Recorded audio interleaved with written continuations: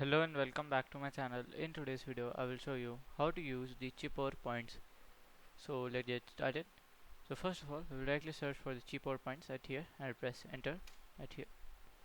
So at here, so to use the Cheapoair points you need to sign in into the Club Smiles program for the travelers for the Cheapoair. Okay, so you can just join it for the free. So here basically your first 1000 points will be routed as the $5, and you can see start off with the 500 points as a new member and earn 500 more on your first booking.